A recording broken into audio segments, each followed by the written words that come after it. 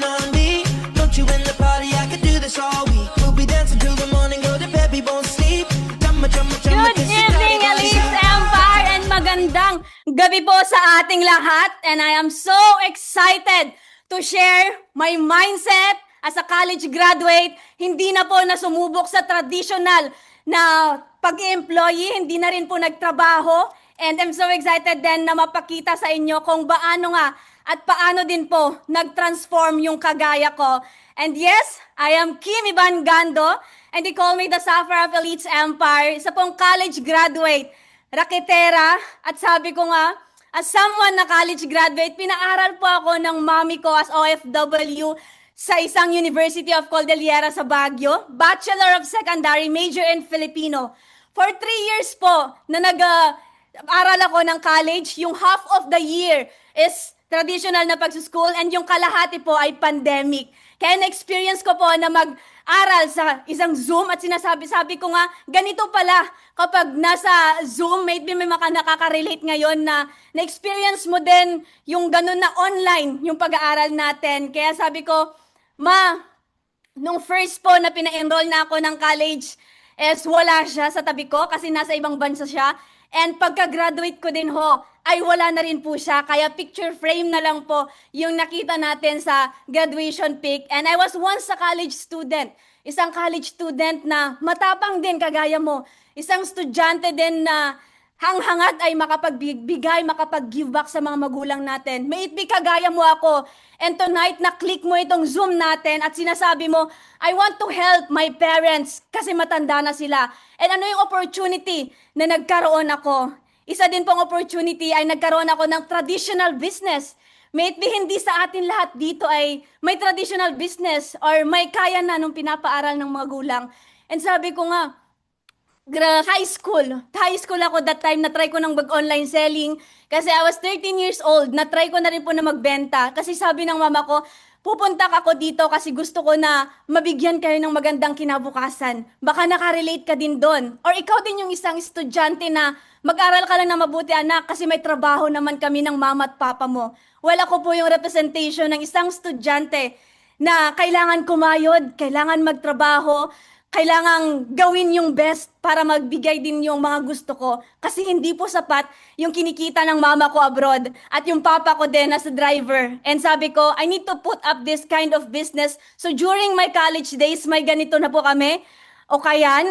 And sabi ko nga, kailangan nating sipagan. And alam ko na masisipag lahat yung mga nandito because you're aiming for that good finances sa buhay. And hindi lang din ho yan. From transitioning from traditional business with a diploma to online business. Ang hangad ko lang noon, magtrabaho and gawin yung best sa everyday ko na routine. So as a estudyante, kailangan ko na kumita ng pera. Kasi OFW yung mama ko. And makaka-relate ka sa akin kasi if isa kang gusto mo din na maumuwi ka na or isa kang estudyante na kinakapos tayo sa pababayad ng tuition fee or mga kailangan natin sa school. And you are that someone right now ngayong gabi na ito na naghanap na ano kaya yung pwede kong gawin para sa sarili ko. And this time, i-treat mo ito na as our date, as a face-to-face na student-to-student or anak ng OFW or a breadwinner na gusto mo din na magkaroon ng pagbabago sa buhay. And yes po, as a working student, as a college graduate, and sabi ko, during my college days, 7 a.m. to 7 p.m., baka nakaka-relate ka din, may night class pa tayo. Sa mga nag-shift ngayon, meron din silang duty. So baka nakikinig ka right now na na-click mo lang din. And sabi mo na, baka ito na nga. And nakikita mo na sa akin ngayon yung naging result ko. And I'm talking to you right now na yung estudyante na to, MWF, nagpa-practice teaching ako, TTH ho, nag-tutor ako ng isang Korean. Kasi sabi nila gusto nila ito na magkaroon ng Filipino language. And sabi ko, what's next? Ano yung next na gagawin ko? Maybe ikaw yung someone na binibigyan na lang allowance, ikaw yung someone na nasa ibang bansa yung dalawa mong magulang and pinoprovidean ka lang nila. And you're that someone also na I want more because my family deserves more. Kung may capacity ako, may potential ako, na gawin yung best ko ngayon, na gawin yung strength ko, yung lakas ko ngayon habang bata pa para makatulong sa mga gastusin, gagawin ko.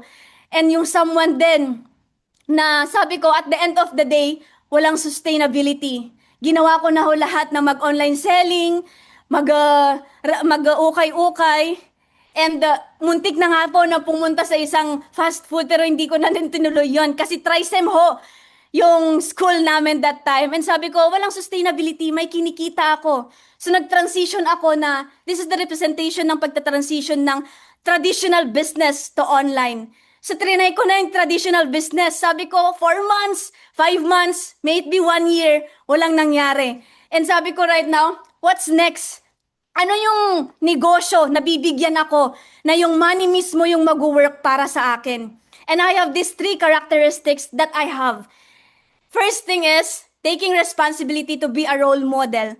Marami sa ating mga estudyante, high school pa lang, college pa lang, gusto na natin na maging role model sa mga kapatid natin or sa mga classmate natin. And itong responsibility na ito, makaka-relate yung mga estudyante din na naghahangad ng better life, better everyday, na gusto ko na kapag nakita ako ng next generation, is gugustuhin din nila na gawin yung mga yapak at sumunod sa yapak na ginawa ko. And number 2, be courageous enough to face whatever life brings. May it be makaka-relate ka na isa kang estudyante na may iniisip ngayon or isa kang magulang na iniisip mo yung anak mo na ano kaya yung feeling niya right now na nasa klase siya pero wala ka sa tabi niya. And you're that student din also na sabi mo, ano kaya yung life kapag hindi ko to ginusto? Kapag hanggang dito na lang din ako. So, you need to face your fear. Kasi yan lang din po yung ginawa ko.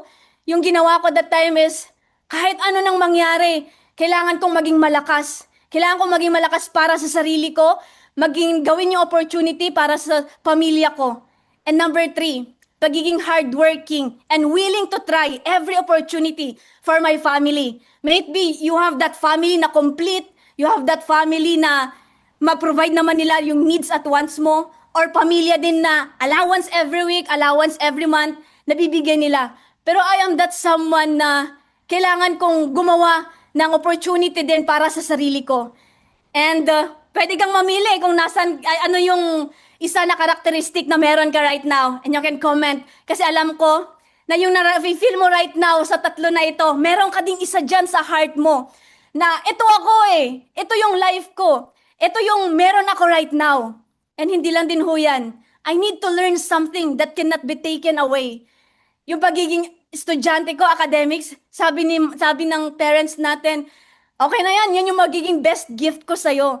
And sabi ko, I need to learn something pa na bago. I need to explore. I need to learn. Kung merong mga mag-guide sa akin, alam ko na ito yung makukuha ko at mababaon ko along my journey, along my future. Kasi yung future na meron ka right now, hawak-hawak mo yan sa mga kamay mo. And gusto mo din na yung future na nandiyan sa mga kamay mo is ma-take action mo at magawan mo ng action ngayong gabi. And this is my hope. How can I shift my situation right now? May it be this is also your hope. Comment down hope. And yung hope na yan, pinanghahawakan mo yung pag-asa na meron pa bang opportunity na ibibigay ang higher creator para sa akin. Yes! Etong Zoom ngayon na nandito ka, this is the opportunity na matagal mo nang hinahanap. This is the opportunity na kahit estudyante ka, anong background mo, pwede mo tong gawin. Kasi online.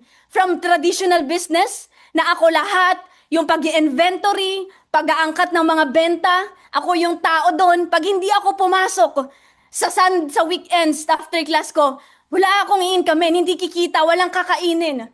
And sabi ko na, buti na lang nakita ko ito. It's all online. And sabi ko, answered prayer. Pinagdasal ko ho ang opportunity na ito. And itong opportunity na ito, ay nakita ko po yung purpose ko. Yung isang anghel din na nagsabi sa akin, na kaya ko ba to? Ang sabi niya lang, everything happens for a reason. Kapag nandito ka sa Elites Empire, guided ka. And nakita ko ho yung system. And yung mga dreamers din kagaya ko. And alam ko, dreamer ka din. Kaya ka nandito. Kaya mo na-click ito. And right now, naramdaman mo ako sa heart mo that I am communicating Elites Empire. Paano din nagkaroon ng transition yung buhay ko. From that someone na estudyante, college graduate, ang alam ko lang mag-aral, magnegosyo, kumita para sa mga kapatid ko. And nakita mo yung Elites Empire. We came from different backgrounds here. But iisa lang po yung goal natin.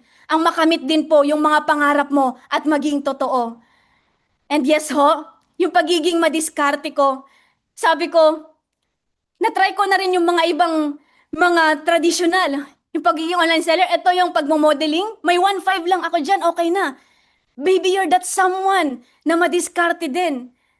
At nararamdaman ko yung feeling mo right now na baka nga, nandyan ka sa part-time mo ngayon. And nafe-feel mo right now na next time ako naman. May it be ganyan din yung itsura mo ngayon. Hindi ko alam kasi naka-off cam tayo. Naka-off cam ka. Pero nararamdaman mo yung sinasabi ko. Yung words na binabangkit ko right now ay para din sa'yo ito. Kasi nararamdaman ko din yung mga sharing nung nandito ako. Yung pagiging madiskarte ko. Right after ko nag-join, after graduation, ang kinagandahan dito sa system na meron na tayo, sa community na meron tayo, ginawa ko ito.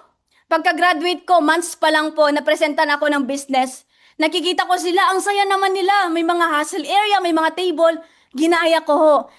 And kung gagayahin mo din, you're that someone din na gusto mo din na meron kang idol. And yung idol mo na yan, sabi ko, gusto ko yung maging life din niya.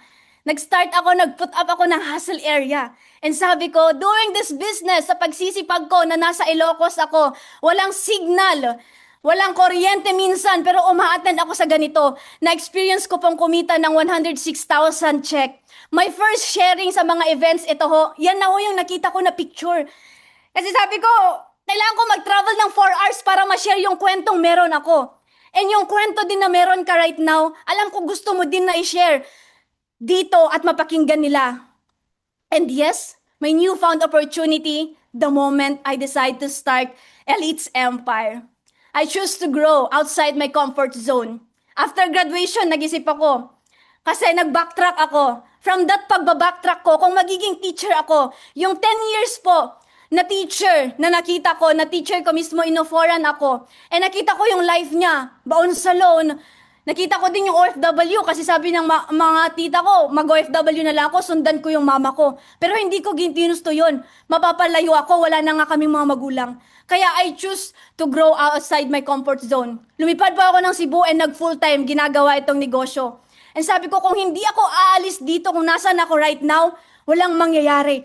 Pero kung tatapangan ko at lalakasan ko yung loob ko, alam ko may resulta ito. And kagaya mo din ako, na doing more in life leads to deeper experience, stronger lesson, and greater growth. You're that someone na marami na ring experience, tama? Marami ka ng lesson, matibay ka na, and you have that greater growth, at nakita mo tong Elites Empire. May it be, ito na rin yung pinagpipray mo, na yung skills mo na meron ka right now, ililipat mo lang sa right opportunity, na merong system, community, and mentors din na mag-guide sa'yo. And we're that just one mentor away para magkaroon ng ganitong life na meron tayo. And next po, being knowledgeable is essential for building my career. Naging mautak ako sa buhay. Kumbaga from employee, sabi ko, kung magiging employed ako, masastuck lang ako matatrap ako.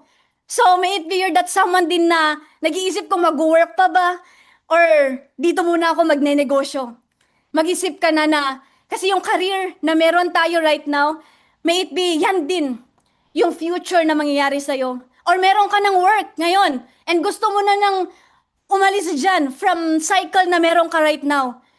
Naging matalino ho ako sa buhay. So pinag-versus ko to entrepreneur versus employee. Kapag entrepreneur ako, naglalabas ako ng pera. Na-try ko ng mag-traditional business. Ito pa kayang online na kayang-kayang ibigay yung buhay na napakaganda sa pamilya ko. Pinutapan ko po to.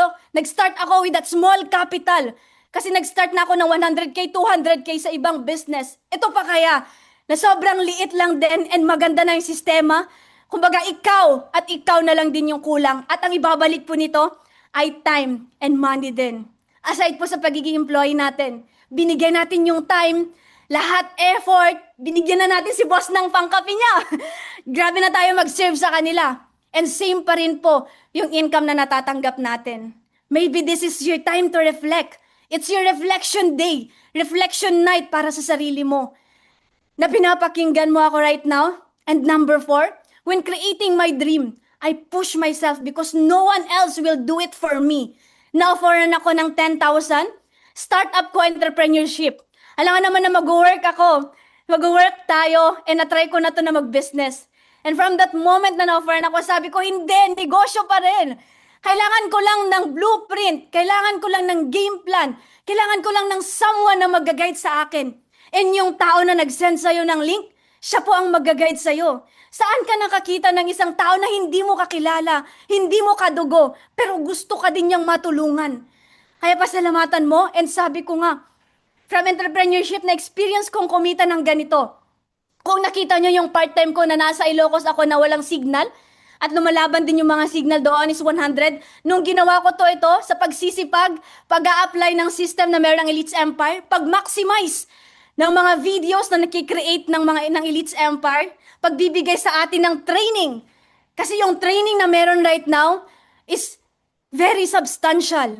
Ito yung mag-training na tutulong sa'yo paano ka magkaroon ng financial growth, tutulong sa'yo para maging okay yung mindset mo. Tutulong sa'yo paano magkaroon ng personal development. Kasi meron nga akong libro noon college. Tinakbo ko pa yun sa library kasi hindi pwedeng iuwi. Kasi gusto kong basahin. Pero dito mismo sa Elites Empire, naturuan ako paano ako mag-handle ng emotion ko. And sa pagsisipag ko right now, pagkakaroon ng disiplina, pagkakaroon ng commitment na gawin ng Elites Empire, ganito ho yung result na naibigay sa akin. And if you will have that kind of grit in yourself right now, alam ko na ito din yung kayang ibalik sa'yo. And if I am smart in academics, I need to be more wiser in life. Kailangan kong maging matalino. Inaral ko nga sa college 3 years, high school 4 years. Ito pa kaya? Di ba? Yung 4 years, yung 3 years na yun na paggagawa ko ng lesson plan, yung ilang years ka din dyan na pagtatrabaho, inaral mo nga din yan, di ba? Yung work mo na yan na 10 years, 20 years, 30 years. Meron nga kaming dito nakilala, senior citizen na sa ibang bansa Meron din dito, 24 years. And nandito ngayon sa Elites Empire. Isang teacher na ho yun. Kaya ako pa ba na magsa-start? Naging wise ako, kumbaga tinignan ko. Nagkaroon ako ng idol. And yung idol ko na yun is gusto ko yung buhay na meron siya. Kung dito naman ako sa side na to, baka hanggang doon na lang din yung life ko. Pero kapag ito yung susundan ko, aaralin ko siya, magpapaguide ako, magkakaroon ako ng humble heart to learn. Kayang-kaya niya din akong mag-guide. And hindi lang din ho yan. May it be, kung may isang bata na kagaya ko, na nakagawa ng paraan, alam ko kayang-kaya mo rin. This is an opportunity for your life. Kung bata nga nagawa, ikaw pa kaya na may trabaho. Kung bata nga na ibibigay yung online, yung Facebook, nakakapag-maximize ng ganito, ikaw pa kaya na mas matalino sa akin, may experience na sa trabaho. Ginalingan mo nga dyan Nag-uniform ka everyday, every weekdays.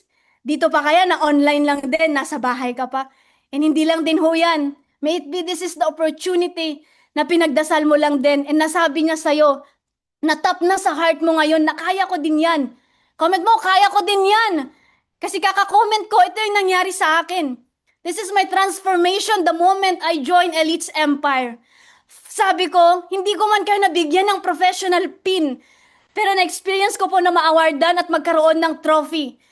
And this recognition tapped my heart to do more in this opportunity, to share paano din nabago yung life ko. And sabi ko, I want more. Comment down, I want more. And yung I want more ko na yan. I am here right now sa harapan nyo na nagsasabi na kung nagawa ko din. Yung dream life na meron ako ngayon, yung mga travels din na nagkakaroon tayo, yung mga travels na 6 years po. Pangarap namin to ng mother ko kasi OFW siya 4 years. Ayoko maging OFW sabi ko na lang. Kahit nasa langit ka, kayang-kaya kong tuparin. Yung mga pinangarap natin noon, yung pangarap na hanggang pangarap na lang kasi wala ka. Pero nung nakita ko at naging hope ko ang Elites Empire, at alam ko hope mo din, May it be this is your dream country, South Korea. Na-experience kong pumunta sa Nami Island. Kasama ko yung nag-guide din sa akin dito. Kasi sabi niya lang that time, binigyan niya ako ng vision. Na pag ginawa mo ito yung mangyayari sa atin. Medyo hindi pa clear doon that time, pero nagkakaroon ng clarity. The moment I join, inaral ko, nagpa-guide, kasi baguhan lang din ako noon eh. From that someone na baguhan, in-experience ko na mag-share from that story na meron ako, yun lang din ho yung ginamit ko. And you have that story right now na gusto mo din na i-share sa mga kababayan mo, kapitbahay mo, and gusto mo din nararamdaman mo ngayon na ano kayang mangyayari sa akin kung yung kwento ko naman ang mapapakinggan nila. Mabibigyan nila ako ng ganito na growth. And isa pang matitip ko sa'yo, from that someone na transformation na meron ako, lakasan mo yung loob mo. Number 1, kasi yan din yung ginawa ko. From that courageous life, courageous thinking, nag-take action ako. Number 2, pagkakaroon ng grit sa sarili. Right after mo na nilakasan yung loob mo, have that take action right now. And from that taking action, be committed in your goals. Kasi sa pagiging committed mo, dito ka rin ho dadalhin. And always trust sa taong nagdala sa'yo. Trust yourself, trust the system, and trust our higher creator. And next ho, this is my family. And you're that someone din na gusto mo din na mabigyan ng magandang buhay yung family mo. Titip ko din sa'yo, kung nakita mo right now yung family mo, na gusto din nilang mag-travel, gusto din nilang ma-experience na makapunta sa iba't ibang bansa, I am someone na representation ng isang anak lang din, na gusto ko din maibigay sa kanila yung buhay at yung life din na meron. Another tip ko sa'yo is always have that family na meron ka. Have that motivation. Maging motivasyon mo yung pamilya mo. Kasi sila lang din ang makikita mo pag talikod mo. Always move forward. Dahil kaka-move forward mo. Ito yung kayang ibalik din sa'yo. Kaka-move forward mo, kaka-take courage mo. Kaka-take action mo sa decision. Sa pagde-decide mo na yan. If you have that belief in yourself, alam ko na ganito din yung ibibigay sa'yo. And next, always plan. Plan na yung buhay na meron ka right now. Plan your life. It's time for you to plan your life. College graduate ka man? Or may it be you're that someone din na OFW? OFW ka na, ano yung next na gagawin ko sa buhay? Planuhin mo na ngayong gabi na ito. Kasi you're that someone na, I want change. You have that resources. Kasi ako, wala akong resources before. If complete pa yung family mo, mas kailangan mo tong gawin. If complete din, if isa lang din yan, tas gusto mo din makapag-payback, you need to do it right now. Marami kang resources. Meron ka ng savings right now. At gusto mo na makapag-start. Pero sabi mo sa sarili mo, kaya ko kaya to. Yes, kayang-kaya mo. Kasi alam ko, na kapag binigay mo, pinaniwalaan mo yung sarili mo ngayon, ibang-iba din ho yung resulta na magkakaroon ka. I'm just a dreamer like you. A dreamer who wants na makapag-inspire din ng maraming dreamers. Kaya ako nag-join dito sa Elites Empire kasi gusto ko magamit yung story namin. Gusto ko maging inspirasyon. Because my story is an inspiration too. Yun yung pinanghahawakan ko. And if you're feeling right now, na nasa down moment ka na, ba't nakita mo na to? It's time for you na mag-pray. Before ka mag-join tonight, kung gusto mo na mag-start, pray na yung isi-send mo na yan or pang sa-start mo right now, na yung gagawin mo sa Elites Empire, pray from the heart, kasi puso lang yung kailangan natin dito. Aside sa pagbibigay mo ng heart mo sa ibang tao na makatulong din. I start here, ang gusto ko mabigyan din sila, makakreate din ng mga OFWs at makapagpauwi din ng mga OFW. If you're someone na teacher na baon din sa loan at nakita mo yung ganitong opportunity, always aim for growth. You have that skill, you have that talino sa buhay. Meron ka na eh. Yung pagkakaroon mo na yan sa sarili, alam ko na kung nagawa ko, kayang-kaya mo rin. And I am your representation tonight. Na if you will join Elites Empire, if you want to be part of Elites Empire, Hindi lang ho ito yung kayang ibalik sa'yo. Just start, take action, decide. And I know na marami ka ding matutulungan. Marami kang matutulungan ng mga OFW or kahit anong background mo. Employee ka man, ground crew ka man, or estudyante ka man na naghahangad ng marami pa sa buhay. This is your choice. It's your chance. It's your moment of breakthrough na i-break your chain na meron ka. From breaking that chain, that cycle sa life mo ngayon, alam ko na makakasama ka namin at kung nagawa ko, kayang-kaya mo rin. Thank you so much, Elites Empire, and I can't wait na ma-welcome ka